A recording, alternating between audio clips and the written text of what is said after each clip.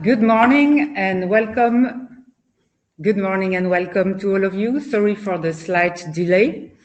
We are together, myself, Vincia Nistas from PwC Luxembourg and Alice Capron. We are together to initiate a conversation with you around mental resilience. A brief word of introduction. So my name is Vincia Nistas. I'm a partner at PwC Luxembourg, and I dedicate my knowledge and energy to propose solutions for people and support our clients in payroll, administration, and HR consultancy.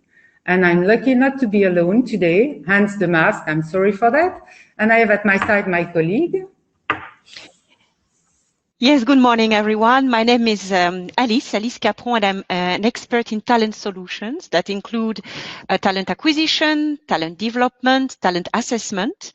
And together with Vinciane, we are sponsoring a mental resilience program aiming at helping our clients and their employees to tackle these new ways of working challenge.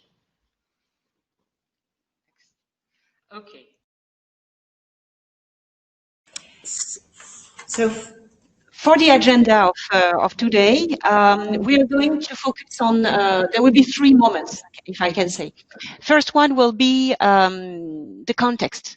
Why do we have mental resilience on top of the agenda nowadays? Then we will talk about mental resilience. Why is it important to tackle this issue of mental resilience? And we will finish with a proposal, a three-dimensional approach to tackle within your organization the challenge of mental resilience. Okay. So we are shifting the camera. So I trust it's still comfortable for you. Let's start with the brief introduction. I would like to show you, to start with a quote from a neuroscientist, Caroline Leaf. And you can discover it on the screen. And Caroline Leaf is telling us that what you are thinking every moment of every day becomes a physical reality in your brain and body, which affects your optimal mental and physical health. What does it mean? It means that our brain makes no difference between a real experience and your thoughts.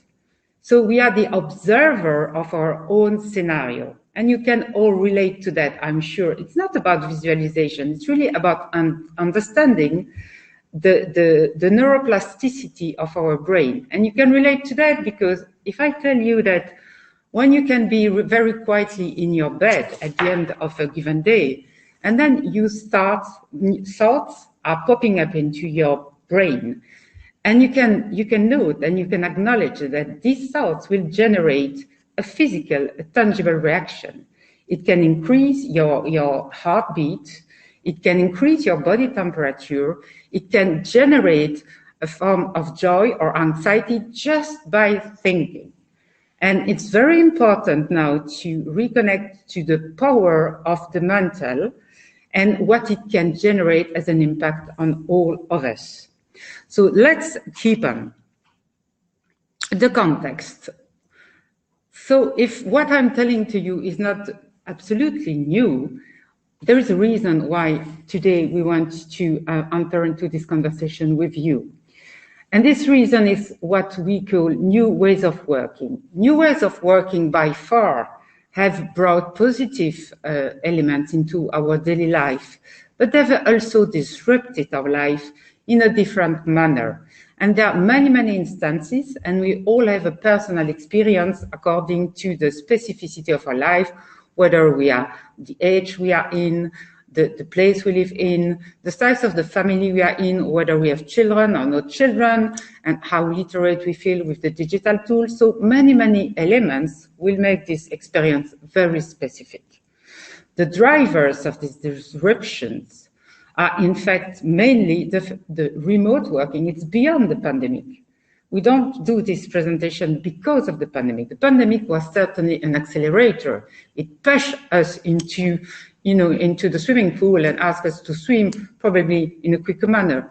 But beyond that, let's think about the fact that remote working the digital workspace, the fact that the working schedule are becoming more and more flexible and that we are departing from the 9 to 5 or 6 daily schedule, the fact that the value we create are more and more collaborative, but in a virtual way, and the fact that when we are disconnected from the working premises, there are tools which may monitor us in terms of how much we work, from where we work, and how we progress in our different projects. So all that is really disrupting the relationship we have established with the working dimension.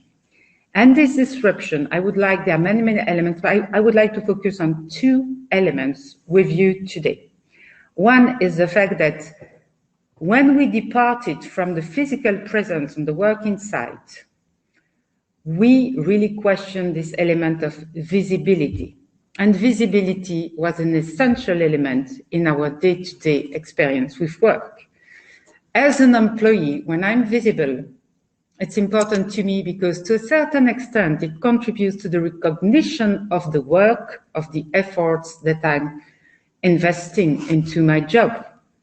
And that's why, to a certain extreme, being present is positive. It cannot be the only value, and it cannot result in a presenteeism culture. But physical presence for employees is contributing to a form of perceiving the efforts, and it contributes to a form of recognition. And for the leaders, because probably in the audience, we share the both qualities. We are an employee, and at the same time, we may be responsible of a team. We may be leaders as well. And for the leaders, the physical presence enables them to monitor, to manage, to a certain extent, to control the jobs delivered by their people. So once the physical presence is vanishing or decreasing in intensity and frequency, you really destroy an important element that was used in establishing positive working relationship. And at the same time, because one of the important drivers of new ways of working is the presence of technology, which is invading all the dimensions, our tools, and how we connect with our work and with our collaborators. It means that technology can be our good friend, but also our permanent friend. Technology is everywhere. Technology is at your side, in your home, in the PC that is on your desk or on your kitchen table, on the smartphones that may follow you everywhere you go, from your bathroom to your bedroom to your living room.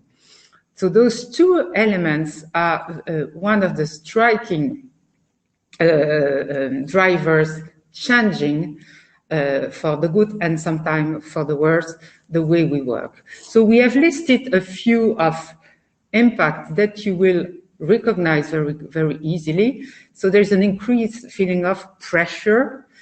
The fact that we are working from home or from any other location without interruption is increasing also concentration, and hence a deeper level of fatigue is experienced. We may have this feeling, this perception, or we may feel the necessity to be permanently available 24/7 days. Because as we are no longer seen, we need to send signs that we are really careful, that we really care about our job. The feedback we receive is discontinued. Sometimes the access to the information is also disturbed. And the lack of physical contact may impact negatively our energy, in the sense that meeting people is equivalent to being energized. So and for the managers as well, the coordination across the teams or across several teams is, of course, a challenge, leading to probably more expected burnout issues or work-life balance issues. Let's be a bit more tempered here. So, Alice, is all my saying confirmed with what you see on your side? Yes. Thank you, Benedict. Effectively, there were many articles that were published over the last months related to the pandemic and its impact. And I have selected, and I would like to share with you two quotes. The first one is very interesting, related to the way the government is supporting what is happening at the moment in Luxembourg. And I would like to ask you to be very sensitive on the words that are used here. We all have a responsibility for the mental health of the population. Sorry. There is impact on the social anxieties, on the perspective that have been lost, and we have to take an interest in this. The second quote I would like to share with you is an interesting one, because we tend to think sometimes that the people that are worrying the most about employment issues are the ones that are currently unemployed. But what is interesting to see here is that, in fact, 60% of the residents fearing for their professional future are people in employment today. Let's move on to additional key figures on mental health in Luxembourg. If there are three figures I would like you to have in mind, these are the ones. First one is 1 in 3. If you are at the moment 3 people in the room, imagine that out of the 3 people, there is 1 that is declaring mental health decline during this period. Another second important figure is 37%. 37% is the range of the population aged between 18 and 44. So we are talking about the young generation that are reporting worsening on their mental health here in Luxembourg. And the last figure is about women. 36% of the women are more likely to report decline in mental health. So effectively, these figures are quite interesting to put into perspective to better understand the situation we're in. Thank you so much, Alice. So in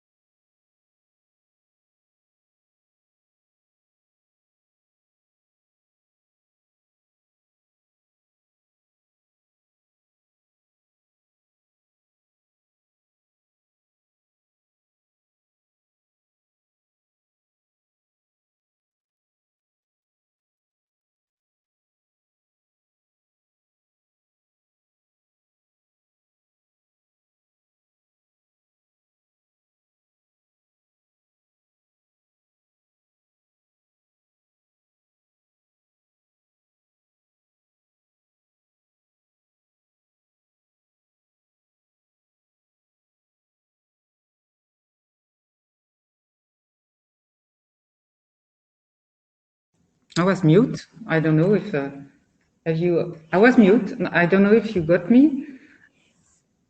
Okay.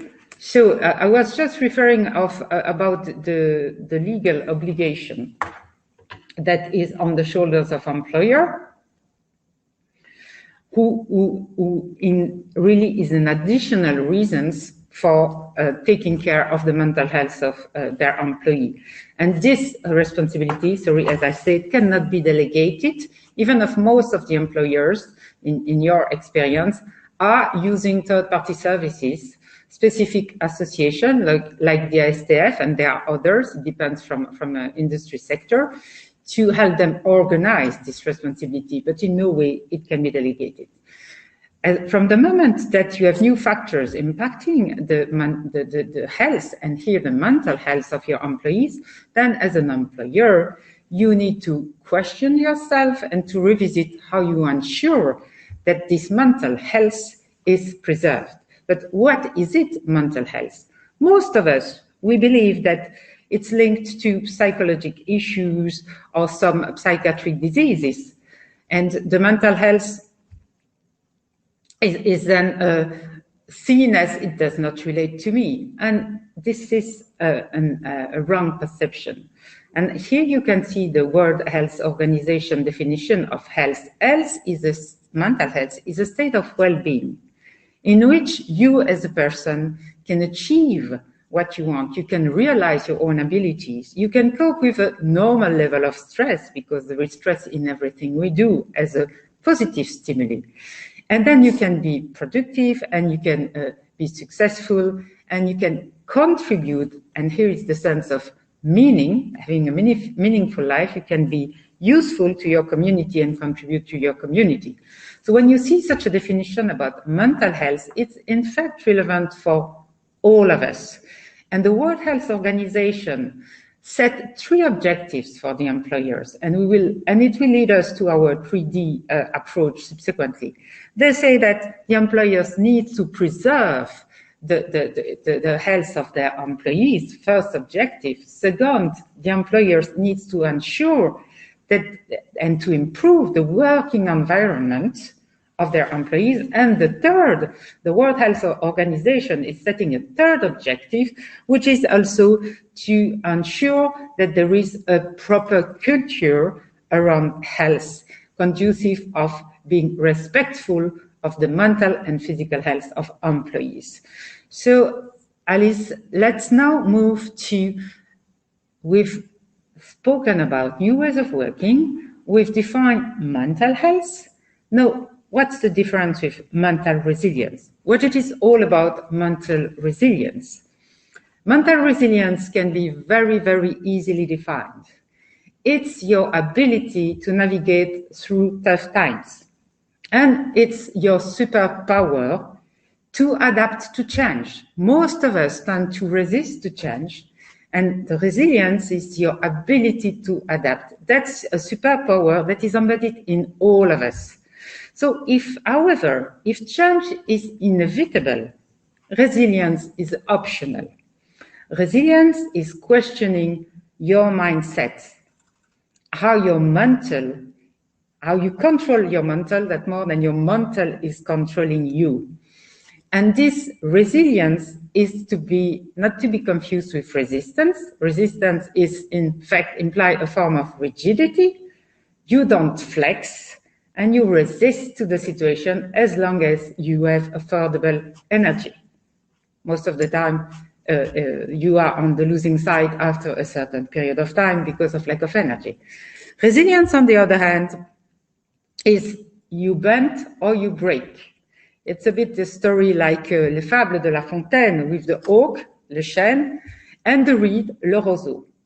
And this ability to flex with events, to anticipate events, and then to see in the wave of change more opportunities than loss is really at the core of the mental resilience. The mental resilience does not request from the individual huge effort, in the sense that there is a way, there are strategies by which you can easily improve and capitalize on your resilience, on your mental resilience. And resilient people, and we don't have the time to elaborate more than that, but resilient people generally have 3 strategies that they apply in a consistent manner. First, they are very realistic. They integrate, they accept the fact that there is no such thing as a perfect life, and that suffering is part of the human experience. That's one element. Second strategy, resilient people are often integrating the fact that I focus on the thing that I can change, and I let on the side the thing on which I'm powerless. So they focus on what they can change. And in that sense, they are optimistic people. They're realistic, optimistic people. In some of another way to say it, resilient people are always hunting for the good stuff.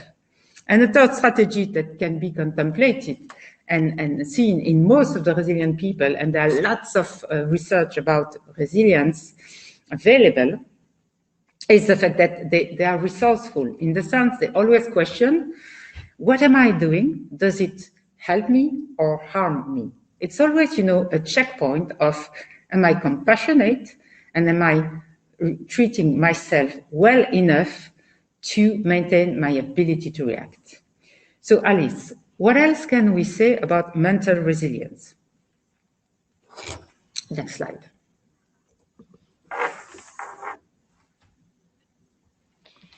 Yeah, so effectively, for the mental resilience,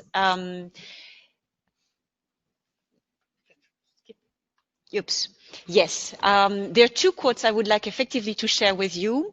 One thing, the first quote, it's about the fact that there was a before pandemic, and hopefully there will be an after pandemic as well. Before the pandemic, resilience was already seen as a key skill for employers when looking for candidates. So mental resilience was already something employers were looking after. Second thing, during the pandemic, many companies started to conduct well-being programs, which is really a great thing. What I would like to put the emphasis on is that when you want to tackle, as an organization, you want to tackle well-being, the approach with a one-size-fits-all is not the good one. You need to understand specifically within your organization what are the issues and mental health and well-being. You should consider that if you want to be really very impactful, you have to have a specific and tailored approach when it comes to mental health and mental resilience. So this is why we would like to propose you, if your organization is looking effectively to approach it in an efficient way, a three-dimension approach. We call it the 3D approach. Interesting with this approach, I would like to take the image of a marine, I would say, ecosystem. Okay, so if we have this marine ecosystem, we can look at the organization as an aquarium. So organization is a system. We have processes, we have structure, we have interaction, so this is a system. And effectively, in this system, the purpose of the organization at this level is really to make sure that if we have processes, if we have protocols that are inducing stress among the employees, they need to be challenged, they need to be changed, they need to be tackled. So organization at this level, there are two things you can work on: the culture of the well-being, to intensify the culture of the well-being, and then to look at the process and to take actions. In this ecosystem, we have also the employees. The employees, they are the fishes. So they are all these, fishes that live in the aquarium. And what is important at their level is to make sure that they have this consciousness that their mental health is key, not only for the organization, but also for themselves. So at this level, the employee level, you're going to look at how we're going to educate the employees, but also how you're going to make sure that if the employees are facing issues with their mental health, they know what they can do and what kind of support they can find, either in the organization or outside the organization. And then we have the third dimension. And the third dimension, with Vinciane, we call them the fish cares. These are the leaders. And you see that the leaders in these pictures, they are within the aquarium with the fishes, of course. Their role is to make sure that they are looking after the fishes and make sure that they get everything they need in order to be able to perform as best for them and for the organization. So they are really, very inclusive, looking for empathetic approach in order to make sure everything is going well. And what is important at a leader stage is, of course, this leadership style, but not only. It's also the purpose. These are the ones who are who have the capability to make connections for the individuals between their own contribution and the purpose of the organization. So if I'm not going maybe to go too much into details, but I'm also looking at the timing, but in order to give you some additional food for thought, when we talk about the organization, effectively, we talk about developing a culture of well-being. It's important that you make sure you are including all the internal stakeholders in this approach to gain their commitment. Who knows better than the employees what are the issues they face with mental health? The second point is that you need to make sure that you are sharing a common understanding when it comes to mental health. How do you do this? Push training curriculum session. And I'm not talking about a session, that is happening only 1 out of 2 years. We're talking about a training curriculum path that will happen at regular moments throughout the years and tackle mental health through different angles. And also make sure that your employees can have the adequate psychological support when needed. We will talk about this when we will be in this phase of assessing and taking actions. And one important additional thing I would add on this is that it's good to incentive good behaviors, but also to take the responsibility to penalize sometimes deviations. Quickly on the assessing regulatory mental health and taking actions. We're more talking here about a governance of mental health within organizations. You need to take the time to make a diagnosis. You need to make the time to assess your HR policies, your work methods, your KPIs, to make sure that they are not at the moment inducing stress. If it's the case, you need to be imaginative. You need to reimagine programs, procedures, relevant health policies. Look at your HR data analytics as well. I'm moving now to the employees. So we said that employees, what is important for the employees is the consciousness. How do we develop consciousness? We educate them. We provide practical guidance, tips, and other things. We have seen on the market lots of very interesting assessments. We can say even that assessments are back in the sense that when it comes to assessing the self-energy, so to help the individuals to get autonomy on the way they are taking care of their mental health, there are lots of tools that you can use and make accessible to your employees. And of course, organizing regular trainings on various mental health topics. Freedom to speak up. The idea behind this is just to make sure that you have an escalation process. People know exactly within their team, but if it's not possible within the organization or outside the organization, how they can be helped. So developing this freedom to speak up. And moving to the leadership, I mentioned two things previously when we were looking at the fish cares, and I would like to insist on the purpose. The fact that these leaders, they have this and they should develop this capability to make, whenever necessary, recognition with the contribution of their individuals, the individuals within their teams, and the purpose of the organization. Employees need to get a purpose, a meaning of why they are doing things. And sometimes it is diluted. In terms of sustainable impact, having a sustainable impact, here we are talking about the way we are approaching leadership style. We tend to consider that leadership is more connected with personality traits linked to competitiveness, self-drive, risk approach. It's true, and it's fair to say so. But when it comes to mental resilience, we need to have leaders that are developing empathic approaches, that are developing servant approaches, and all with this word you understand and you connect them with support, inclusiveness, empowerment of employees. And there are many also assessment and tools that are available in terms of emotional intelligence to help leaders grabbing really and taking their I would say their responsibility, but also helping them to address leadership in different ways. Looking at the timing, Vinciane, I think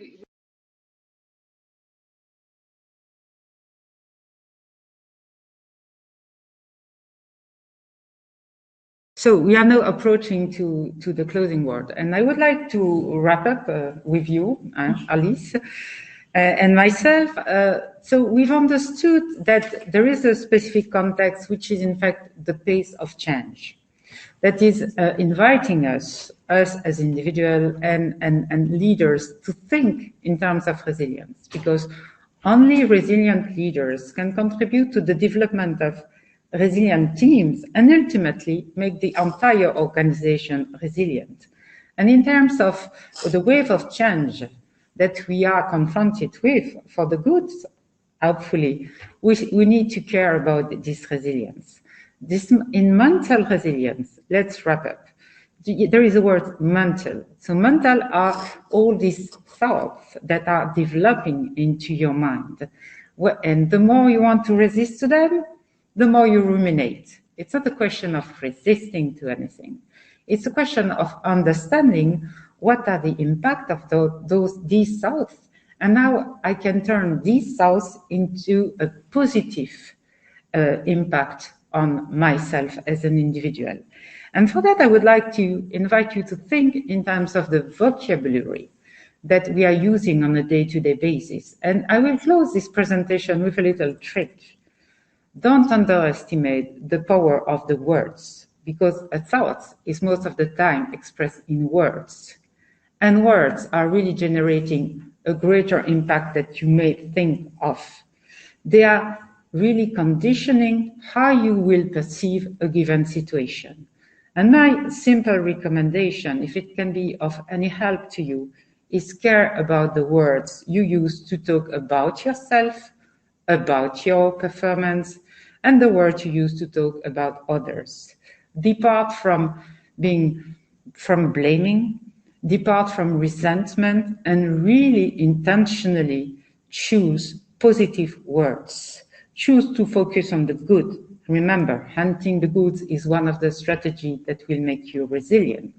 And it can start, and I invite you to do so.